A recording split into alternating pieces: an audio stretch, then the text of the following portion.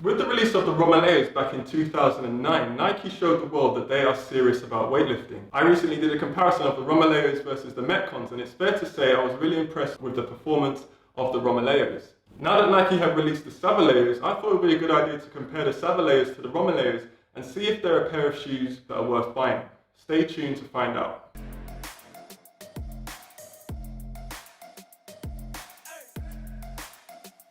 Welcome to another Listed Fit Versus review.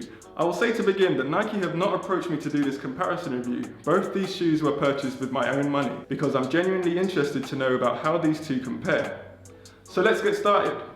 A lot of people are comparing the Savaleos to the Romaleos ever since the new kid on the block made its entrance. Both shoes have a really wide, stable platform, and both shoes offer a supportive strap. The Romaleos have two straps and the Savaleos have just the one. The Savaleos I had to lace a little tighter because of the lack of that second strap, but the lack of the second strap is down to the fact that these shoes are designed for more explosive movements. It wouldn't make sense to have your foot strapped in super tight. The first thing I noted having worn the Romaleos for some time is the lightness of the Savaleos. The Romaleos are clearly not for walking around in and are considerably heavier. It makes sense. The Savaleos are designed for CrossFit style moves, fast, impactful, explosive moves like jerk presses and clean presses. And the Romaleos are 100% not a cross-training shoe and should never be confused for one. If you do try a cross-training or a CrossFit workout in them, you're gonna have a bad time. The Romaleos are heavier, sturdier, and when your feet are planted in the squat, you actually feel so much more secure and confident to maybe add a little bit more weight to the bar.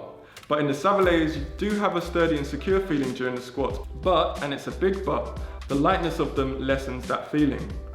So a lot of it really boils down to what sort of lifting you intend to do. The Savaleos do work well as a CrossFit shoe. For example, lunges were just fine and box jumps felt okay, but I wasn't able to jump as high as I could in my Nike Metcon Frees. I'm actually wearing them right now.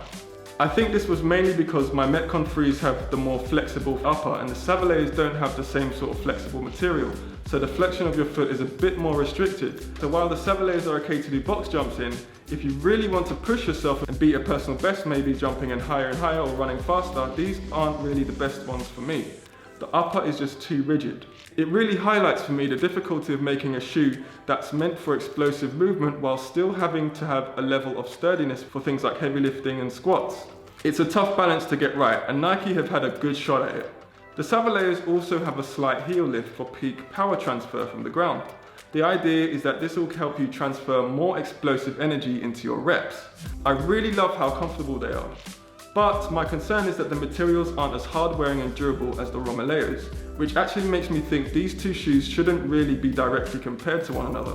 Because if you're looking for a cross-training or CrossFit shoe, the Romaleos shouldn't really even be a consideration. The Savaleos materials in comparison to the Romaleos is really quite noticeable.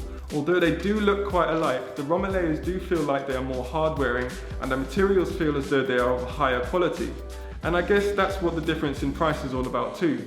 My verdict is that these are two great shoes, but it all comes down to what sort of training you're doing. I personally consider a good solid weightlifting shoe as a worthy investment that should last me a good few years. For cross-training activities, a pair of Metcons with a more soft and flexible upper are a better option. But I would encourage you to try out the Savaleos for yourself because they do hug your foot better than any Metcon I've tried do. For a more detailed review, check out the full write-up over at listedfit.com. The link is in the description. Let me know in the comments if you've tried the Savaleos or the Romaleos for yourself and what you think of them. Also, what sneakers or trainers do you want me to look at next? Let me know in the comments below.